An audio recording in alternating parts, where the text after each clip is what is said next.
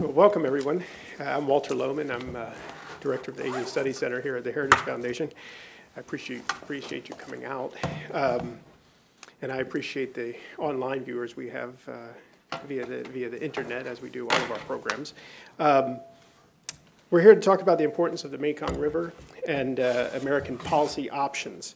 Why is it important to American policy? Why should we care about it? Because the Mekong is an extraordinarily important thing for the future of Southeast Asia in terms of fisheries, in terms of agriculture, in terms of inland navigation, energy. It's important for many things to Southeast Asia, and so it should be important to us. But it's also very important strategically. And for that reason, it has an impact on ASEAN's disposition in the larger geopolitical game that's going on in East Asia. Between the U.S., its allies, and China in particular. Think of it this way. If Laos and Cambodia are dependent on China on land, that dependence can have consequences elsewhere where U.S. interests arguably are stronger, say at sea, South China Sea. And it can have an impact on the broader effort to uphold a rules-based system in the region. There are actually some striking similarities, I think, between South China Sea and the Mekong. Both involve a burgeoning China in search of resources and smaller ASEAN states downstream, in the case of the Mekong very literally, with the impact on resources in both places that entails. Two, both involve a dilemma whereby ASEAN states could work together to better manage the problem and better deal with China. But they have individual interests, individual state interests, regime interests that prevent them from working together effectively. It's basically a prisoner's dilemma that they face. The third thing, both involve a divide between ASEAN states that are directly involved, those in the Mekong, Cambodia, Laos, Thailand, Vietnam, that are directly involved in the resources on the Mekong, and the other ASEAN members that really are essentially indifferent.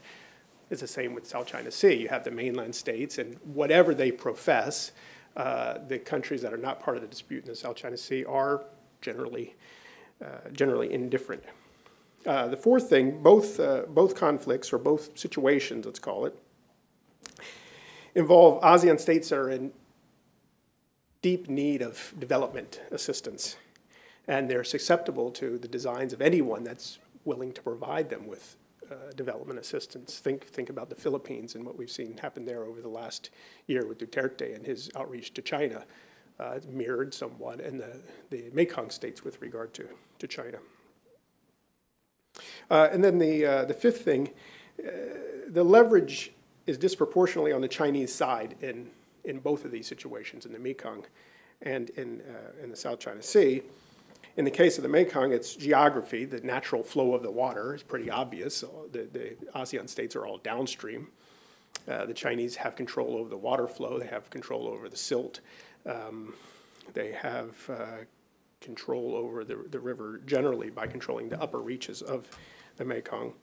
In the South China Sea, of course, it's China's fast-growing power across all the elements of national power, particularly its military power, but also on the econ side, and the fact that it can dispatch diplomats to every meeting that happens in Southeast Asia to represent Chinese interests, a luxury that the United States doesn't really have.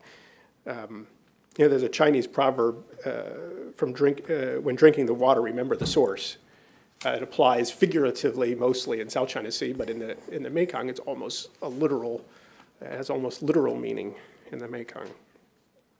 In fact, I think the most significant difference between the two situations is the presence of the United States. There's no power in the Mekong that's capable of balancing Chinese interests. There's no U.S. Navy in the Mekong. Washington's been very focused on South China Sea for many years now. There's an ever-growing body of interested analysts and perspective on Southeast Asia. There's organizations in town that are doing terrific work on it. The Maritime Transparency Initiative, for instance. I don't know what we would do with those guys. I don't know what we were doing before they were able to monitor so closely developments with the reclamations and that sort of thing in the Spratly area. With the Mekong, it's exactly the opposite. There's actually very little interest in it in Washington, and it's an enormously important thing. So I'm hoping to start to contribute a little bit to increasing its presence on Washington radar screens. And in fact, I think we probably have most of the folks interested in this issue on the stage today. This is at least half of us, I think, that even care about this. And it's really great to have them here to help us think through both the context and solutions. I'm going to start out with Rich Cronin. Rich is a distinguished fellow at the Stimson Center, where he's been since 2005. Before that, he was at the Congressional Research Service for, I'll say, a few years.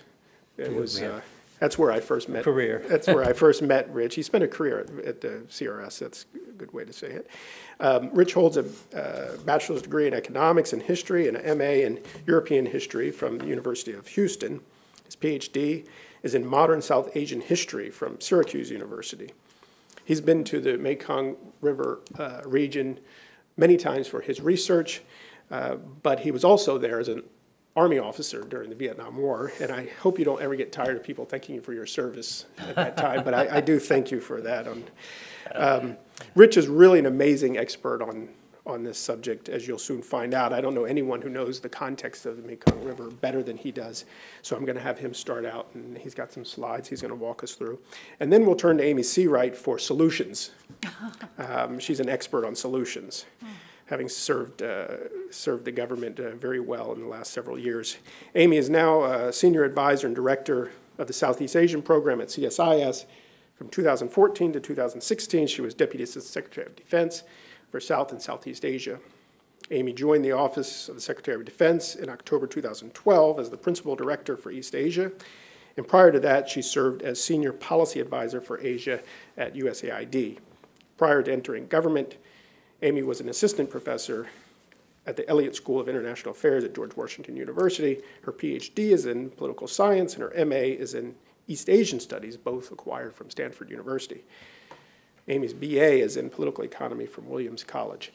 So with that, let me turn it over to Rich to get us started and kind of walk us through the parameters of the issue, and we'll take it from there. Thank you. How long do you want me to, how? 15 minutes. 15? Yeah. Okay. I'll give that a try.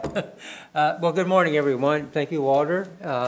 It's a pleasure to be here, and appreciate everyone's interest in this topic. I should mention that, including to myself here at the table, my successor at Stimson Center as director of the Southeast Asia program, Brian Eiler, is sitting in the audience here as well, so he can correct any mistakes I make. We had a technical problem trying to get a map and some slides up here, but you have copies, I see. This is a major issue, and it's one that ironically has deep roots in American policy, going back to the early post-World War II era and the Cold War. But before I get into that, let's just look at the map. If you have it. The slides should be working, actually. Oh, it is. Yeah, they're on the sides. So if you click through, are you connected? Oh, are you working? Yes. Oh, fantastic. Okay. All right. So this slide is just a little old because of technical problems trying to get a newer one into this PowerPoint. But you'll see all this main subject here is about mainstream dams. And mainstream dams are particularly bad because in the Mekong you have the world's largest freshwater fishery, and per pound per water, the Mekong is even more rich in fish than the Amazon, which is 8 or 9 times its size. So the black dots are Chinese dams which have already been constructed, and that's up in Yunnan province. Then and there's actually only one left now. Originally they wanted to do 8, They're doing 7. They actually thought ahead, and well, they realized that one of the dams would be particularly bad for their fisheries, and so they canceled it. But they've got 6, and 7 remains to be done. And then in the lower Mekong there are 9 planned dams, 11, sorry, 9 in Laos and 2 in Cambodia. And there's also a dam which doesn't show on here, but it's really on major tributary near the river, near the mainstream, called Brian. I suddenly would. Lower Saison too. Yeah, that's a Cambodian dam also. Now, of these lower Mekong dams, there's only actually 2 of them are underway. One is nearing completion, the Saibor Dam in the north, and then the Don Sahong Dam in the south. Another colleague and I, and well, Brian has now been to at least one or both of them as well, and to see the construction site. What's the big deal about these dams? Well, it is a strategic issue for the U.S. because of the factors that Walter's already introduced about China's involvement. But it also has a major impact on food security, livelihoods, environment, et cetera. And in the case of Vietnam, they're particularly worried about the Mekong Delta, which is shrinking. And there are 19 million people there, and that's about half of Vietnam's rice crop and the main source of its seafood exports, particularly farm seafood. So these are critical issues. But as I started earlier at the beginning, there's certain irony here that the U.S. really was deeply involved in the whole idea of damming the Mekong, and that it was a Cold War initiative, and really initially was to promote development of the region, kind of a TVA type development on a much larger scale, and again, the idea was initially in the 50s was that by promoting development, this would stave off the advance of communism, by getting the economies moving and growing. But it didn't really work out that way, and it was good in a way that it didn't happen, because the experts from the TVA and the Bureau of Reclamations and the Corps of Engineers were all very expert at plumbing. That is, building the dams, calculating the flows, generating the power. But they do nothing, next to nothing about the fisheries, about the issue of sediment and gets trapped by the dam, importance of sediment for the delta, et cetera. And so, fortunately, for the river, not any other reason, our involvement in Vietnam war came along. In late 60s, the Pathet Lao Army and the Vietnamese North Vietnamese Army in that time attacked site preparation at one of the major dams in northern Thailand, which actually fell out of the proposal later. But we have Lyndon Johnson and his Water for Peace program, a speech he gave at Johns Hopkins in 1965. I'm incorrect with 67. It's 1965, and he proposed, a casual, no details proposal, which sounds familiar these days, for a $1 billion food and water and power program for food and water and power on a scale, this is Johnson's words, on a scale to dwarf even our own TVA. And part of that was interest in development itself, but a big part of it was also a kind of bait or offer to North Vietnam at that time that you come join us and you'll be part of a bigger thing here. And so it was one of his initiatives to supposedly promote peace. And then after the war, though, and then after the Cambodian Civil War, which ended around 1991, in 1995, the U.S. allies, the UN, other parties got together to promote the creation of what's called the Mekong River Commission. It's the successor to the original Mekong Committee, and it was composed of Cambodia, Laos, Thailand, and Vietnam, and the commitment the countries made in a treaty called the Mekong Accord was to promote sustainable development and equitable development of the river and its waters. Now, there are a lot of problems with that agreement, and for one thing, the commitments weren't enforceable, and we don't have time to get into things, but on balance, the Mekong River Commission has a lot of expertise, and they've made a big contribution to understand these scientific and environmental and other issues. But ultimately, each of those four countries is sovereign, and even though there's a protocol for reviewing projects and having everybody part of the picture, it hasn't worked out the way we thought. However, one thing, and it's not in the slides, we at Stimson, we've been working on this issue with a view to promoting, for a long time now, to promoting the sort of optimizing the trade-offs between water, food security, other uses, and energy, and on a basin scale. And it's not just for our because of our work, but that of many others and people we work together, NGOs, the governments. We work closely with the Vietnamese government.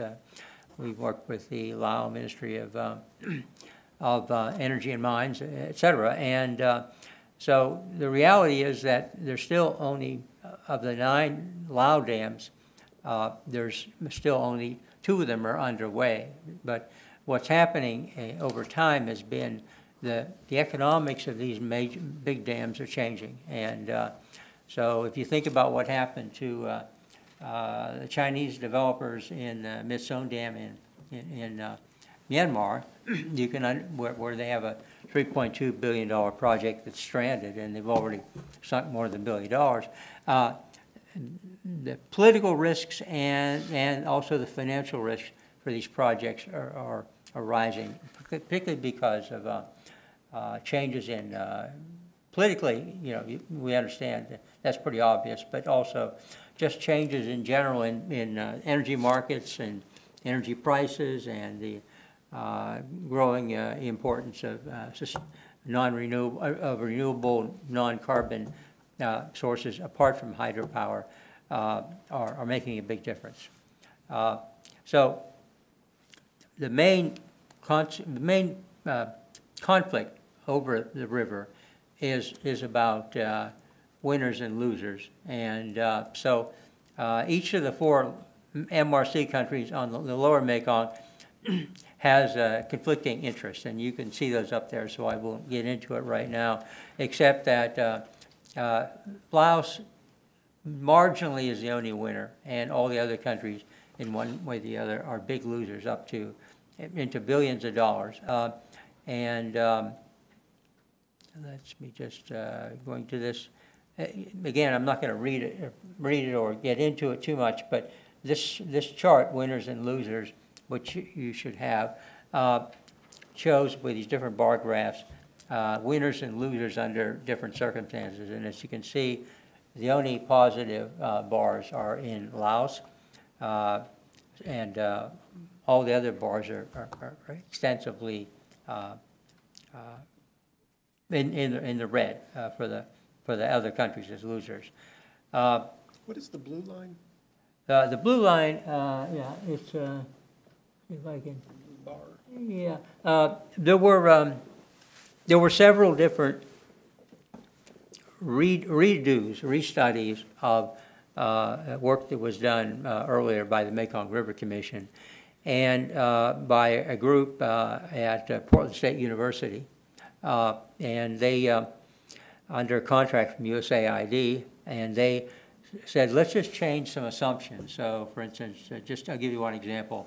The discount rate of the future value of the resources, the natural resources of the river. So the MRC used 10%, which means practically says we'll build it. It's in 10 years roughly. All these resources have been gone anyway because of other ongoing developments.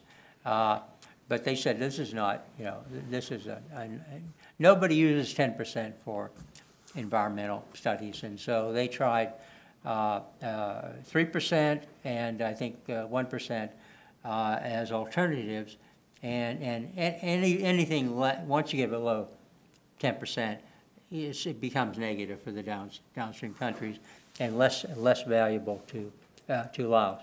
So these are the kind of arguments, though, that we've been using, and again, not just us, but people like. But these are financial losses, basically. Well, it's the so over 20 years. Yeah. Okay. Sorry, I should have maybe can't just rush right through it. But basically, the fish are worth roughly $9 billion or more a year, primarily to Cambodia and Laos and Thailand, less so Laos, because they're further up the river and it's not as rich in fish. Depending on how fast, what your assumptions are about how quickly the fish, which are mainly the most important, which are mainly long-term migrants. I mean, long-distance migrants up to even 1,000 kilometers, but not all of them. But these are very valuable fish. And for instance, Cambodia is one of the poorest countries in the world, and ranks with Laos as the poorest in ASEAN. But Cambodia has the highest per capita fish consumption in the world, and so you've got fish. And then you've got rice, and rice is not a very good staple, except that that's what grows there well. But it has to go with an animal protein to make a balanced diet, proper nutrition. And so fish is very, very important to Cambodia and the people there. Agriculture, the floods.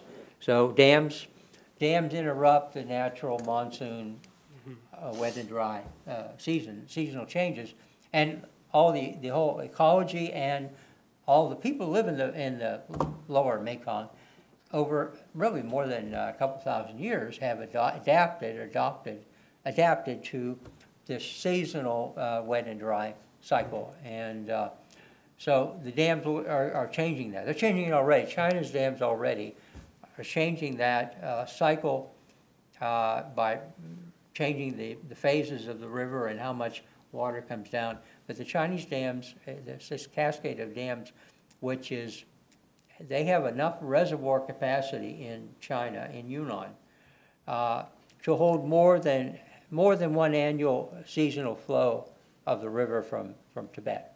And they're trapping 80% of the silt that normally would come down the river and not get too much in the weeds, but the silt that comes from higher up the river is the lightest and has the most nutrients, and it's also the silt that carries all the way to the delta.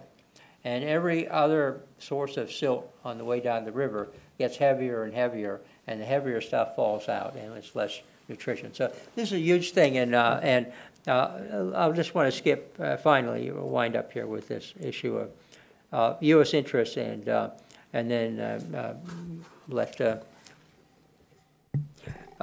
Amy get into the policy issues themselves. But so, as Walter mentioned earlier, we have geopolitical, it's about China, and it's about regional stability. So you have upstream, downstream tensions, and it could in fact lead to conflicts within the lower Mekong, or at least a breakdown of cooperation among those countries. And that would that would hurt us a lot. It would hurt them, and it would be bad for the United States.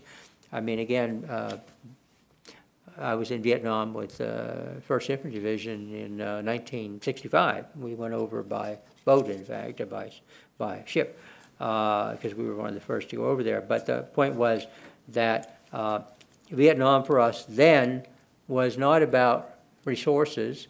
It was about China and communism, but it was all about, but that also was about regional stability.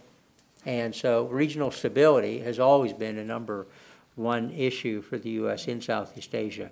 And then the Obama administration made a big effort to re-engage with ASEAN and the Mekong region under something called, they came up with called Lower Mekong Initiative, and created something called LMI. It includes the U.S. and the 5 countries. I haven't mentioned Myanmar because they're not part of the Mekong River Commission, and they don't have a dammable stretch of the river for themselves. They don't need the river as that source of their hydropower project. But it was re-engaging and trying to promote cooperative development, including countries trying to work together at the working level of their bureaucracies. Anyway, it can be argued whether he had enough resources to really matter that much, but in fact, as an example of U.S. soft power, it's been very important, and it's one of the reasons why we, for instance, have had better access to local governments, because they see us as non-government, which we are, and yet we are promoting an idea which has resonance in the U.S. government of more sustainable kind of development and cooperation. Food and water security in the near to medium term are big issues. Of course, Walter already mentioned, thank you, Walter, Vietnam's vulnerability to pressure from China, both the Mekong and the South China Sea, and also the vulnerability of the lower Mekong countries to China's pressure, in part because most of them are badly in need of development, investment and loans for infrastructure development. And regrettably, the Lao government, the Cambodian government, the Vietnamese in their own, on their own rivers, and the Thais,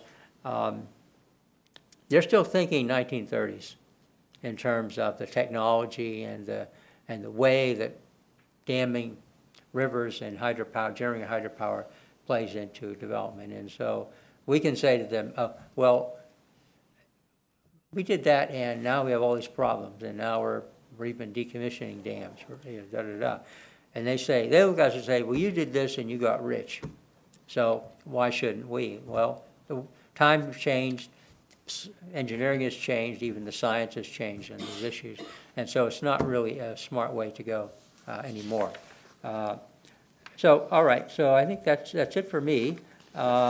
This slide just shows that there are major tributary dams in Vietnam that flow into the river, and one of them which being the Saison River, and they've been damming their rivers like crazy, but they're having a lot of problems, and they're having trouble coordinating dams on multi-dams on one river, and climate change. No one has as much water during the dry season from those dams or in those reservoirs that they thought they would have. And so now we've had a bigger problem in the Mekong, lower Mekong, and even in Yunnan for the last decade or more has been drought, and really serious drought to the point that agriculture is, crops are whole seasons of crop of rice or other crops has been decimated, and it's getting worse. Now, we can argue about global weather change and climate change and what's responsible for it, but the fact is that drought is increasingly a problem, because whatever you can say about weather patterns are changing. And the patterns over a decade or more have been in the direction of less and less water during the dry season, and less water even during the wet season, which of course is where the dry season water comes from if you're damming the river. Thank you very much. Yeah, thank you, Rich. That's a great start. That's what I was hoping. I know we just scratched the surface of your knowledge on this topic. Seriously, we've only just scratched the surface. I know from many conversations with you on this topic. Amy? Thank you. Yeah, I'm going to focus my remarks on the Lower Mekong Initiative, which Rich already mentioned. And I should say at the outset that my observations or thoughts about LMI are largely drawn from the 2 years I spent at USAID as Senior Policy Advisor to Asia from 2010 to 2012, and LMI was one of the main things I really focused on at sort of its inception stage. And so I may be, my knowledge, my detailed knowledge of LMI might be a little bit outdated, and I know we have Jacob from the State Department here, and anyone else who may have more updated information may correct me, but I'll share my thoughts about LMI. LMI was launched in July 2009 by Secretary Hillary Clinton, and there were really two major underlying motivations for the Lower Mekong Initiative, which overlap to some degree. But one is the problems that Rich just talked about, the Mekong River, and the plans for a large number of large-scale dams, which will have a devastating impact on the river, on fisheries, on livelihoods, on the delta in Vietnam, and other environmental impacts. So the initial impulse was very much designed to try to engage these countries on the impact of these dams and share our lessons learned. The United States had a different view in the 1950s, as Rich pointed out, than we do now. And so there's a lot of lessons to be learned about the negative impacts of hydropower projects and how to plan them carefully and the impact it will have downstream. And ultimately, the hope was to get these countries talking to each other and with the United States in a way that would lead to them to develop an integrated water management system among the different states, and perhaps, hopefully, provide a unified front to approach China to engage in an integrated water management system. And there are other transborder issues as well among these countries along the Mekong. There's infectious disease that crosses borders. There are other environmental issues, and there's infrastructure projects other than hydropower that have cross-border impacts. So all of these call for real regional solutions, cross-border solutions, and getting the countries to work more closely together. The second consideration was a strategic consideration, which was concern over rising Chinese influence in this area. And the concern wasn't just that China's influence was rising. One could argue Japan's influence was rising as well, but it's the nature of the influence, the nature of China's expansive interactions with these countries that caused some concern. China was proposing and funding infrastructure projects that were not up to high standards in terms of environmental and social impacts. There's corruption that goes along with a lot of Chinese influence and interactions with these countries. So the idea was, if we can strengthen some of these Mekong countries, some of which are the least developed in the region, and try to promote cross-border cooperation among these countries, that could help strengthen them individually, but also strengthen the cohesion of these countries so that they can act somewhat as a brake to expanding Chinese influence, the negative kind of Chinese influence. So there was both a developmental rationale with kind of water management issues at the heart of the development concerns, and a strategic rationale as well. And in my view, LMI is exactly the right policy response to this set of concerns in theory, although in practice, I think the potential for LMI has fallen a little short for structural and bureaucratic reasons and for resource constraints, which I'll touch on. But it's the right approach because you really need to have a regional approach to tackle these cross-border challenges. and it really does promote regional cohesion. There's a real rationale to try to reduce the development gap within ASEAN, because again, these are the least developed countries in ASEAN, and as Walter framed this conversation, there's also broad strategic value in having ASEAN be strong and cohesive, and one could argue that ASEAN is only as strong as its weakest members. And LMI, in theory, at least, closely aligns our strategic and political goals with our development assistance, which is not always the case that it's so closely aligned. But LMI, if done right, really is a vehicle where you can completely line up your strategic goals and your development goals.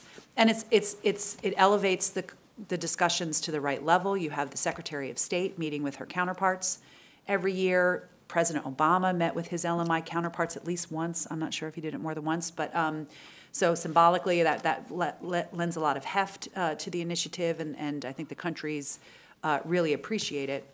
As we heard from the Lao foreign minister who was here in Washington last week, and Brian asked a question about development assistance, and the Lao foreign minister jumped in to say, we really appreciate LMI and hope that this new administration continues with it. But there have been a lot of challenges, which I think has meant that LMI has not yet, at least, lived up to its potential. And the challenges really are that it really center on the fact that to be successful, you really have to have a regional approach to convening these countries and assisting them in various ways. Convening them is powerful and important, but to truly sort of network the assistance and tackle cross-border challenges requires us to do diplomacy and development a little differently than we normally do. And LMI has been a success in the sense that it has pushed, I think, state and USAID in the direction of doing that. But it's been very difficult, and I think it hasn't yet reached the level that it could and should. And as I was thinking about this morning, there's actually sort of an interesting parallel to my time in the Pentagon, where, when I went over to the Pentagon in 2012, first I worked on East Asia, and then I worked on South and Southeast Asia. And throughout my time there, one of the major things I focused on was trilateral cooperation among our allies and more multilateral cooperation, more multilateralism in our training and exercises. And there was, under the Obama administration, I think, a growing recognition that the hub and spoke system of security, of defense relations is outdated, and to really make an impact going into the future, we need to network our allies and partners together and do things collaboratively in a much more serious way. And Secretary Carter talked about this as a principled security network, and it was an increasingly important feature of our security approach to the region. And I think here on the diplomacy and development side as well, this is an area where if we could really figure out how to network our including with other donors, other partners that want to help. The Friends of the Lower Mekong was set up to do this, but to really try to push that forward so that we could kind of more integrate regionally our assistance, it would be very powerful. But it's challenging. Let me just say a few words about LMI, just so you have the basics. It is 4 countries. It started in 2009 with 4 countries as LMI partners: Cambodia, Laos, Thailand, and Vietnam.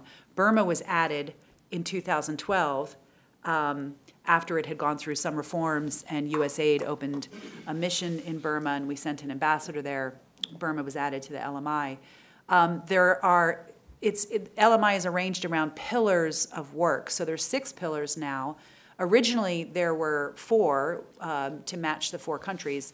There was environment and water management, which was co-chaired by Vietnam. So the structure is that every pillar has a co-chair, with the United States co-chairs with one of the LMI countries. So Vietnam co-chairs the environment and water pillar. The health pillar was co-chaired by Cambodia. Education co-chaired by Thailand. And the infrastructure pillar, as it was called, was co-chaired by Laos. When Burma joined, there was an agriculture and food security pillar added, which Burma co-chairs. And Thailand wanted to add an energy security pillar, which it also co-chairs.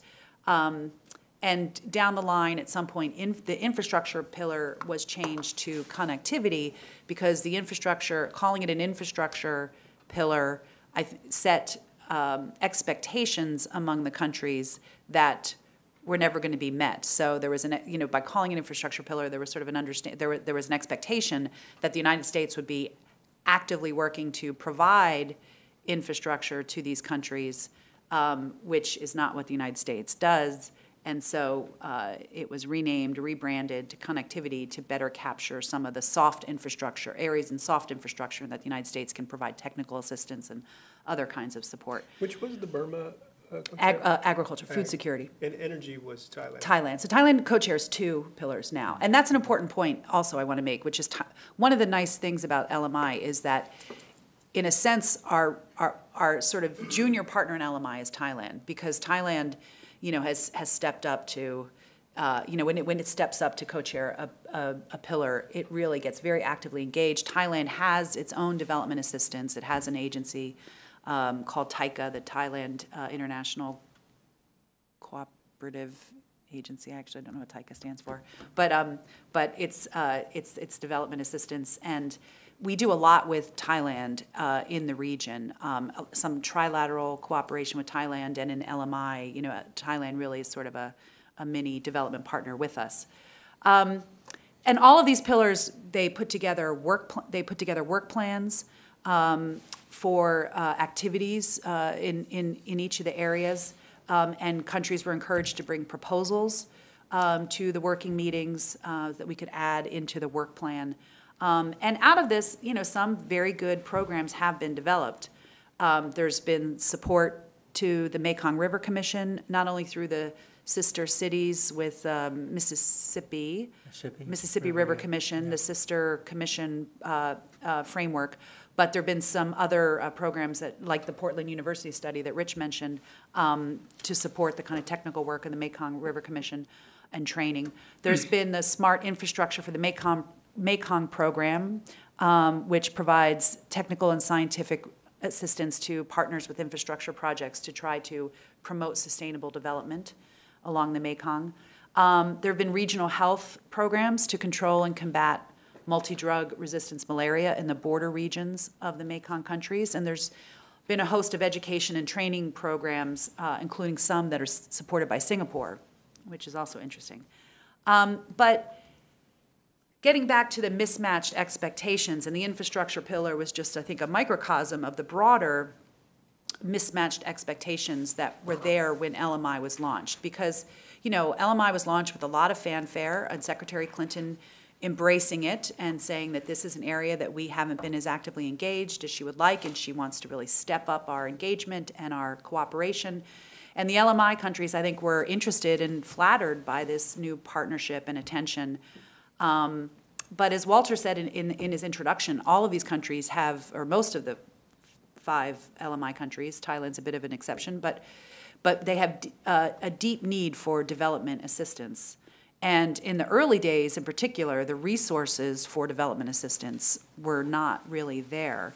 And in the very early days, the U.S. government sort of tried to do this sort of attribution exercise where they would kind of count up existing bilateral programs and kind of put them under the LMI banner. And, these countries were onto that pretty quickly. And so they were just sort of puzzled and confused and just sort of wondering, like, what is the United States bringing to the table here? Why, it's nice that you want to meet with us and all, but where's the beef?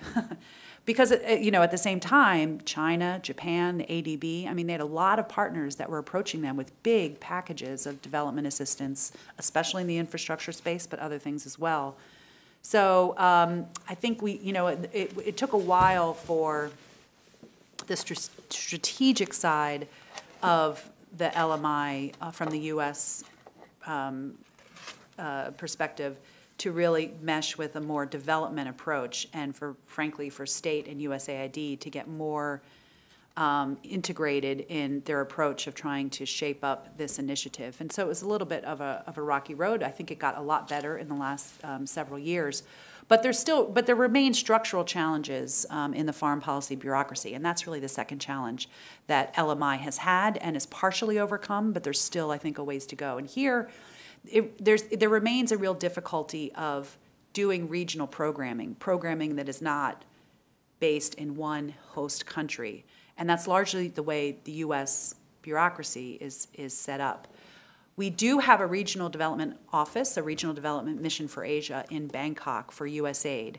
And that has proven very useful in designing regional programming, including programming for ASEAN and other kinds of regional programming. And so RDMA did serve as a useful platform to develop and promulgate regional development programs. But there remained real challenges in terms of coordinating and really pursuing more programs and even diplomatic outreach among the bilateral embassies and missions, because State Department and USAID they're very set on their kind of hub and spokes kind of approach on bilateral assistance programs, and ambassadors and USAID mission directors were not all that interested in really trying to take their priority programs and expand them to a regional focus or really link up in an energetic way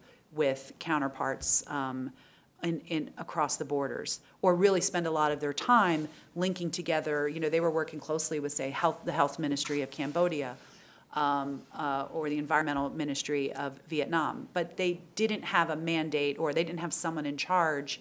They don't have someone in charge whose job it is to connect those folks, the Health Ministry in Cambodia, with the Health Ministry in Laos, or the Environment Ministry in Vietnam with the Environment Ministry in Thailand, and really trying to constantly sort of network things together. So it's a coordination problem, and it's also a bit of a bureaucratic problem, because without really strong, I think, political direction from the top, it's going to be very hard for ambassadors and mission directors to really shift their focus. And it's just hard to coordinate that many missions and that many ambassadors on what are relatively small projects. There was an attempt in 2012 to try to bring a little more coordination to this effort by creating what was called an LMI unit, which was supposed to serve as sort of a secretariat, or at least a coordinating mechanism in RDMA to better coordinate and to better develop programming and provide coherent messaging around LMI activities. And I think that has had some impact, but I'm not sure it's really taken off in the way that some of us hoped. So, but the main reason I think why LMI has failed to live up to its promise, and Rich has already alluded to this, is that I think it's fallen short on resources. There was an attempt in 2012 to signal that there was going to be a real commitment to more resources. We put out the LMI 2020, sort of a vision plan that was announced in July 2012, which promised $50 million over 3 years for LMI. And the LMI 2020 obviously was meant to imply that commitment would sustain through 2020. But I think the spending on LMI has fallen below that for a variety of reasons. Partly because all of the regional program funding that goes to LMI and ASEAN and APEC tends to be very vulnerable to big changes in the budget, because when things happen, like when last year Congress brought back the Assistance for Europe, Eurasia, and Central Asia account to counter Russian aggression, and it earmarked nearly $100 million for that effort, which doubled assistance to that region. That means the money has to come from other regions, and a lot of it came from regional programs in East Asia. And then the Obama administration transferred $500 million into the Green Climate Fund in the UN in the final days of the administration, which meant that economic support funds that state controls for regional that are the source for the regional programs were basically cut in half. So it's just very difficult if you don't have an earmark to really protect and be able to grow those kinds of funds. So you think we're currently falling under $20 million a year? Yeah. Mm-hmm. That's Yes. peanuts, really. Yeah. Well, yeah. in terms of And what any peanuts other compared to what country's doing in the Japan or, region, you yeah. know, any other country's doing, right? So it's peanuts. So, you know, on the glass half full side of the story is that there has been good programs and there has been value in the convening power of the United States, bringing, you know, and providing kind of soft support, technical assistance, soft infrastructure. There has been a soft power component to it, but it's fallen way short of what we could and I would argue should be doing. So, you know, I do think the LMI is the right model. It has the potential to be the model for regional development, not only in this region, but beyond, in other regions as well, perhaps. I think the rationale, both strategic and developmental, remains really strong, including, I think, a strong rationale that may well suit the priorities and interests of the new Trump administration. So I certainly hope that the Trump administration will embrace this effort. But there's obviously still big questions about President Trump and his team's priorities. And of course, the resource question remains very large for this new administration, how much they'll devote to efforts like this, or any really efforts across the region. It's been much hyped about how much they don't care for multilateralism. I don't worry as much about that because, you know, we have Secretary Tillerson has already announced, basically, he's told everyone that he is going to the ASEAN Regional Forum in August, and he just engaged the 10 foreign ministers here last week. And I'm also told that he plans, at least initially, the current plans are that he will meet with his LMI counterparts when he's in Manila in August. So, you know, we'll have to wait and see how this plays out, but certainly I think there's a lot of potential for LMI and a lot more that we could be doing. Could I add just a two-finger intervention? All that Amy has been discussing and some things that I discussed in my presentation illustrate the strength and weaknesses of the U.S. system and how it works. And so the LMI was started by the State Department under Secretary of State Clinton to make come up with some kind of idea that would symbolize U.S. re-engagement with the region. It's never had more than $100 million a year in commitments, and it's definitely, we don't build things. It's not our thing. But the strength that doesn't show very well is that state started it. They didn't really talk to USAID very much about it. And you know how the program budget system in the U.S. is talking about 3 years to turn anything in a different direction. But it's the people. So USAID got on board right away. They had to. But also other agencies have been involved. The Energy Department, EPA, Corps of Engineers, NOAA, you know, a whole range of other departments have gotten involved. And the reason, and this is a strength that I'm trying to get at, the reason is about the people.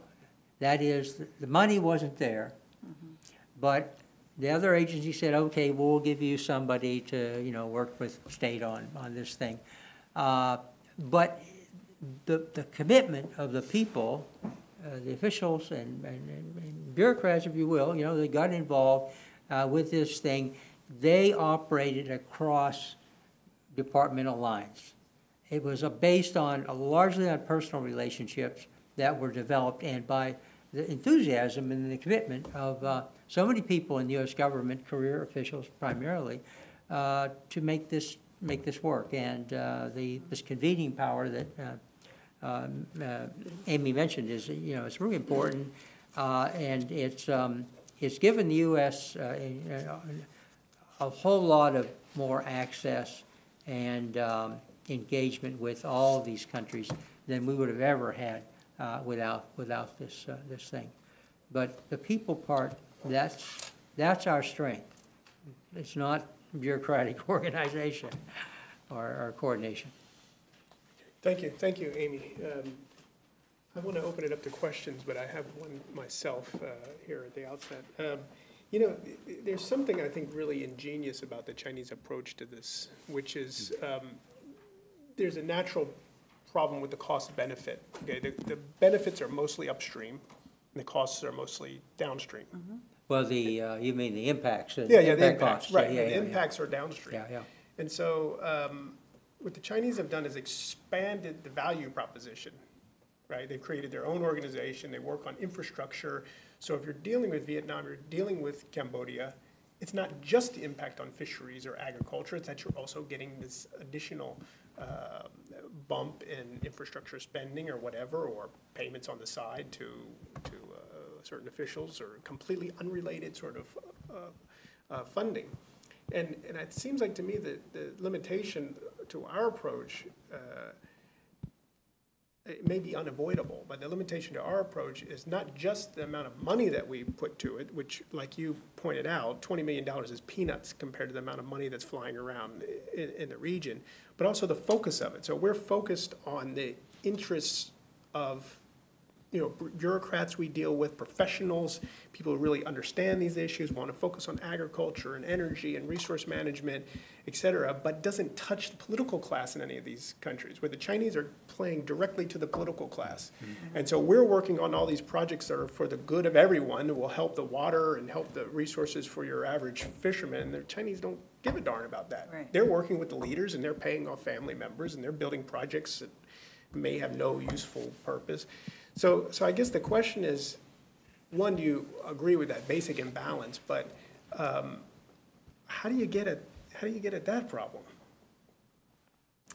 I don't think there is a good solution. I mean, I think, well, first of all, the fact that LMI was created at the Secretary of State level does help a little bit, because it elevates, the discussions to senior leadership levels. And when President Obama met with his counterparts, I think that was very powerful. And you can have conversations about those downstream impacts, which Secretary Clinton did with her counterparts, and it was pretty powerful when you were in the room and you were hearing the foreign ministers discuss those issues with Secretary Clinton. But ultimately, you're right. I mean, the Chinese bring all kinds of things to the leadership that the United States can't match. I mean, maybe we can match. We do a better job. We have more leverage or more tools we can bring to the table on, for example, defense relationships or other kinds of things, but we just can't. We can't match the Chinese at their game. Yeah. Look, there are a lot of things that the U.S. could do, and we've been talking about this, but we shouldn't, I think, overestimate the Chinese either. All of their projects are in they're mainly loans, and they're not particularly good terms for the lower Mekong countries.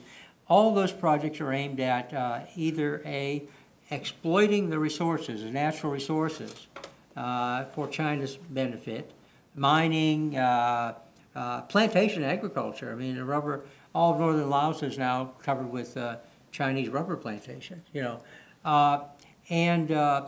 or influence with the political class, as you mentioned, or integration of countries into the greater Chinese economy. But that's the idea, but it doesn't work out exactly the way the Chinese think. Now, there's some projects that they've done that have had a lot of influence and impact, but for instance, all of these projects have stirred up enormous political reaction in the countries themselves. Land grabbing, Cambodia, Vietnam, but particularly Cambodia, Laos, and even in Thailand with Thai projects. Land grabbing is a huge issue, and if you look at the fact that Hun Sen, Prime Minister of Cambodia, had an embarrassing victory in the last elections where the opposition got about 42% of the vote. And that was with a crooked election, that this happened. The downside of this for these leaders and their political classes is that is the potential for stirring up reaction. And also, anyone who's ever spent any time in Mekong, Southeast Asia, can tell you everybody hates the Chinese. I mean, it's just a reality, and it makes it tough sometimes for the leaders to sell projects because China is such an active and involved partner here. So the Chinese waste a lot of money, and they do a lot of destruction of natural resources, and they corrupt governments, etc. But this isn't all to their benefit, because in the longer term, look, the U.S. has a kind of access to these governments that China actually doesn't have. They have access to the top. We have more engagement with the governments. And yeah, I'm not saying that on the great scale of things, China, we're talking about billions of dollars, of loans and grants. But the problem with the countries themselves is that they're not bankable. Laos and Cambodia in particular, and less so Vietnam, Myanmar, they can't get loans through the World Bank or the IMF to the extent that they would like, because they're all tapped out. They're all they're all on the edge of not being able to pay back loans, and so that becomes a big problem. And it becomes a problem that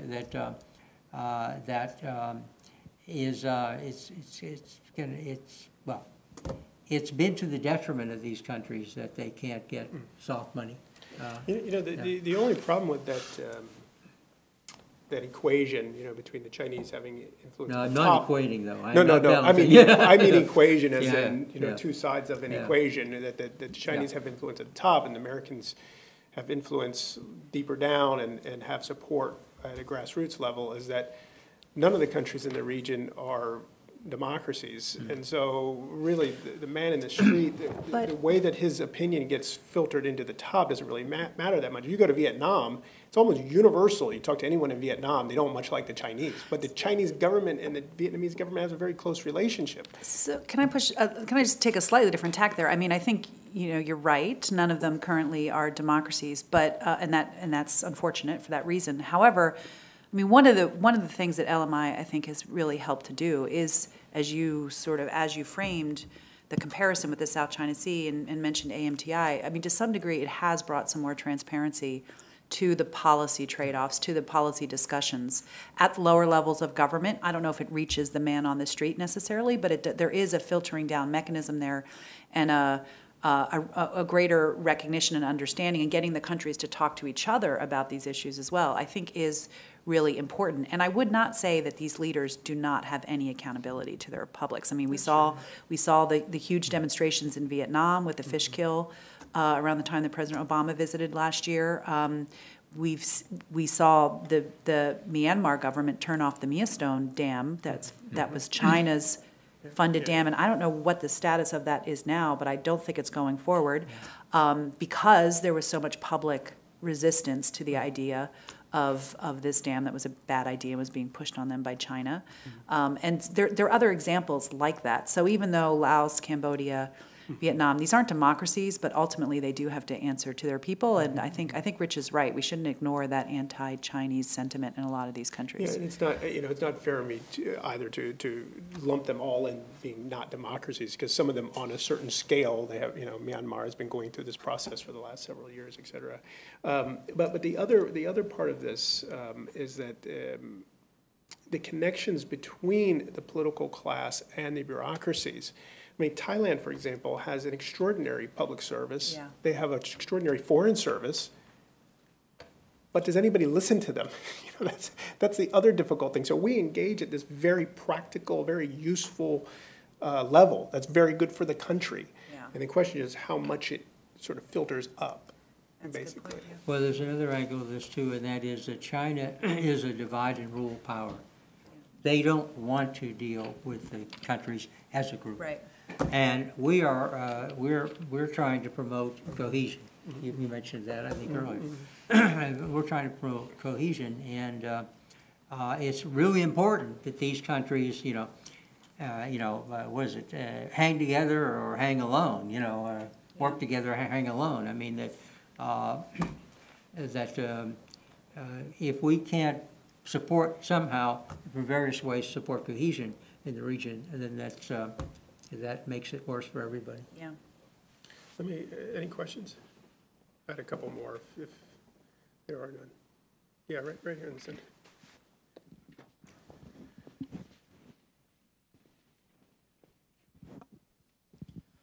Hello, my name is Watana from Voice of America Cambodian Service.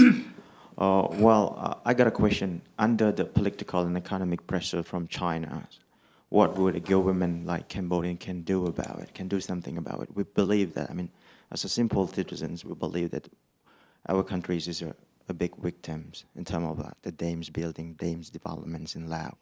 But we all can do nothing about it. So, I mean, So how do Could you you deal be with more the, clear about what you're asking? I don't quite get where you're going.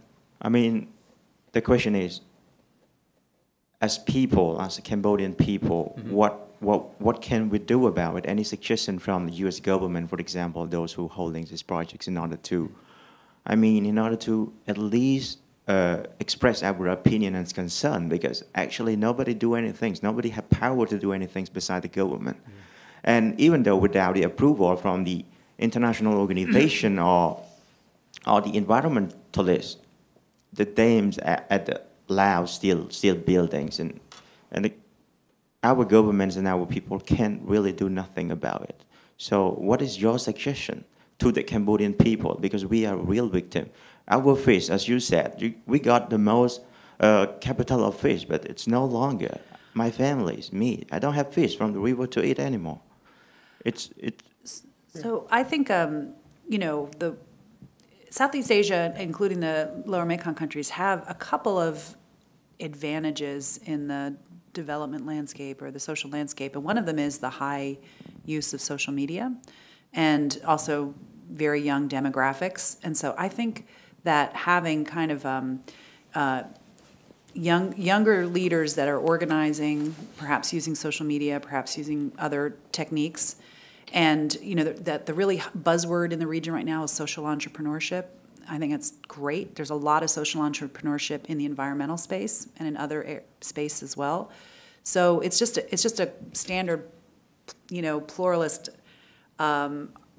response I'm giving you. But I think that for your voices to be heard, your concerns to be heard, you need to become aware of the issues and organize around them and make the case and reach across borders to other networks that are emerging. That's one approach. Yeah, that's definitely very important. If I were a Cambodian citizen who lost my land for a plantation or a dam project or something that was a corrupt bargain with the Chinese or even the Vietnamese, in the case of Cambodia, I would be very upset. But the fact is that the science and the understanding of cause and effect, the understanding of the connectivity of things, whether you can't have energy from water or other sources, but food security and other uses of water without making choices. And so the emphasis has to be on how do you optimize the balance. You want all of these things. The country's governments want all those things. But in fact, the governments, and especially the Chinese actually, have become very sensitized to the problems with these projects, if no other reason that it creates discontent and reaction from people. And again, the Hun Sen's victory in the last elections probably wasn't well. Let's put say it was closer than the official numbers. But the point is that why did the always fragmented opposition come together under a questionable leader, Sam Rainsy, and get this much of the vote? It's because of the land reaction to the land grabbing.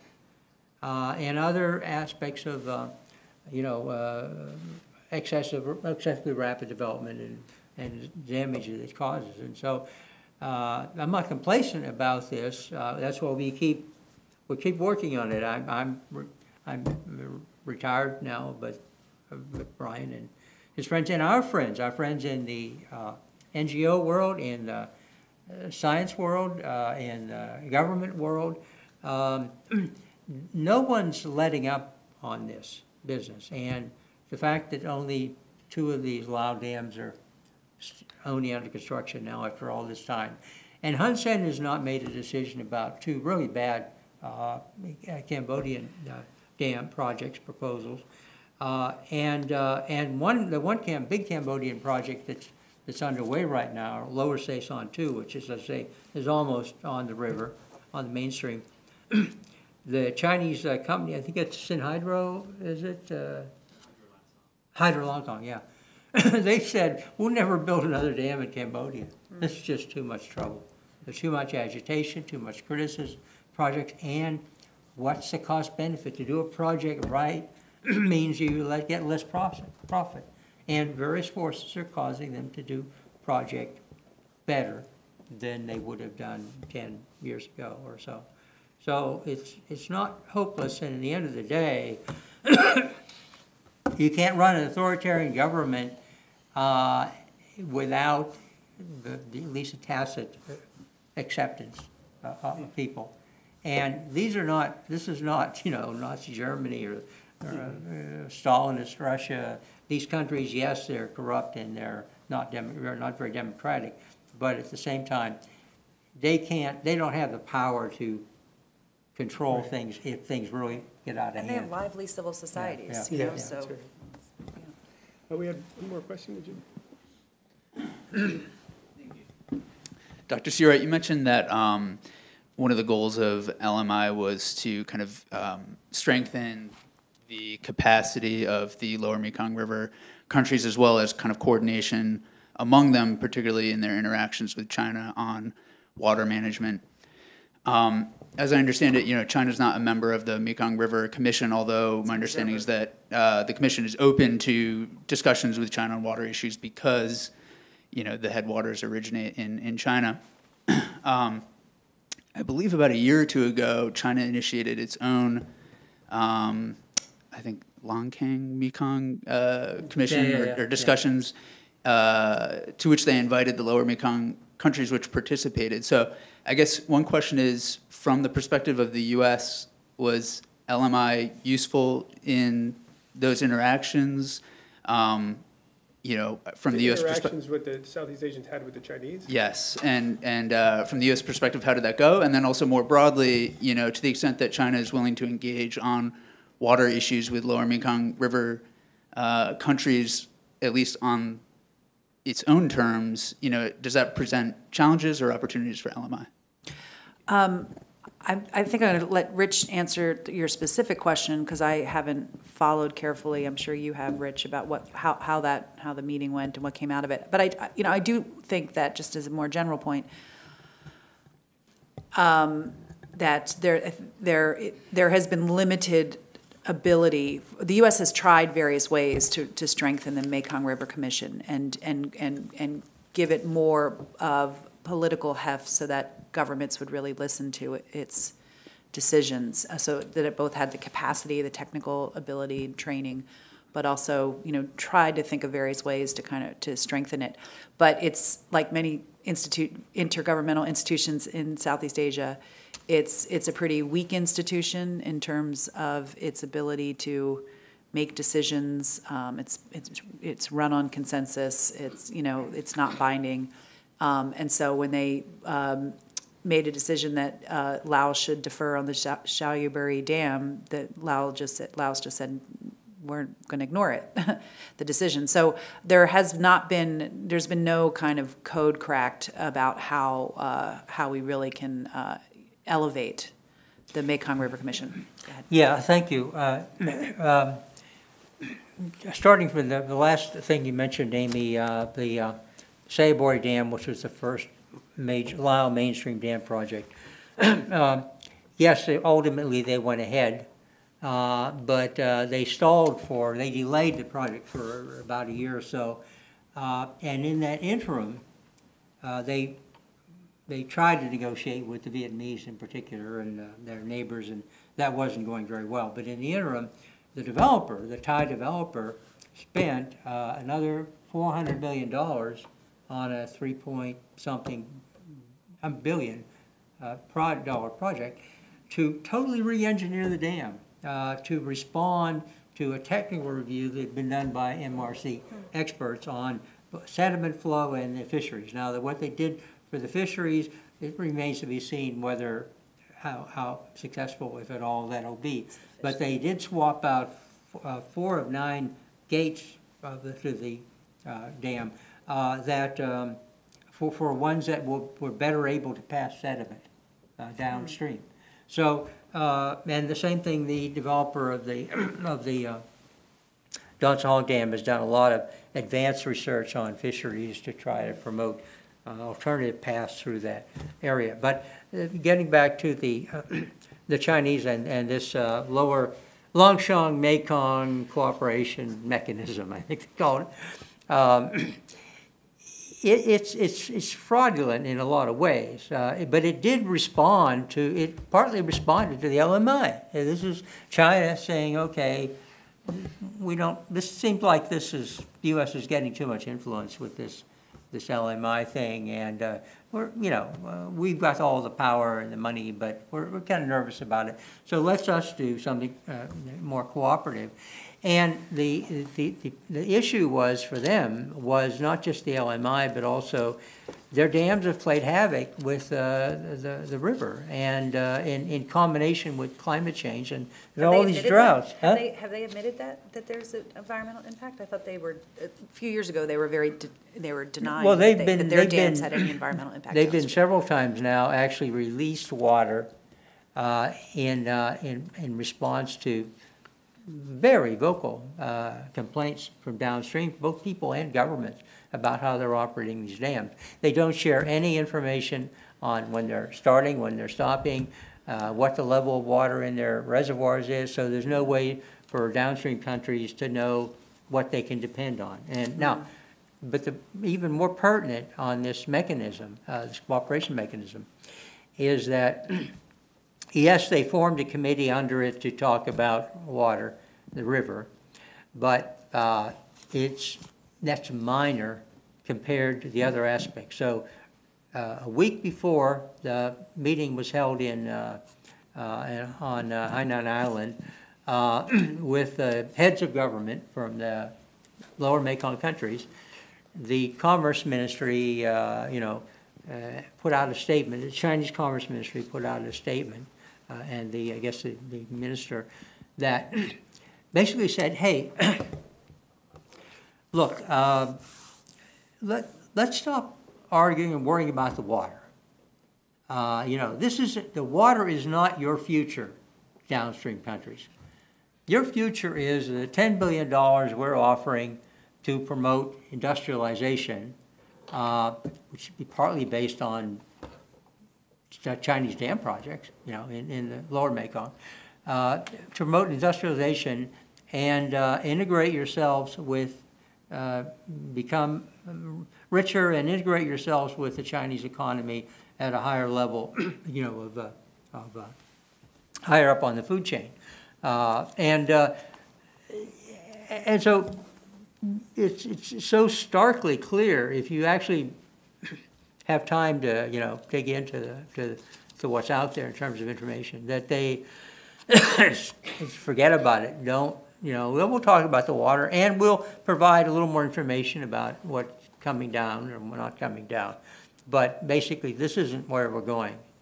Where we're going is infrastructure, integration with the Chinese economy, exploitation of resources, et cetera, and manufacturing, light manufacturing. Yeah. Well, thank you both for offering your expertise here today. It's been a terrific discussion. I still have 10 questions to ask you, so we'll have to do this another time and maybe expand the circle of interest here in Washington even further. So thank you very much. Thank you. Thanks, Walter. Thanks, Walter. Hey, Appreciate it. Thank you. That's terrific. That was really terrific. Yeah, good. Yeah, I was thinking immediately about Thailand. I wouldn't, you know, Yeah. because his chart on Thailand shows. By the way, I didn't big see that. costs. Could you send me your slides? I didn't have them.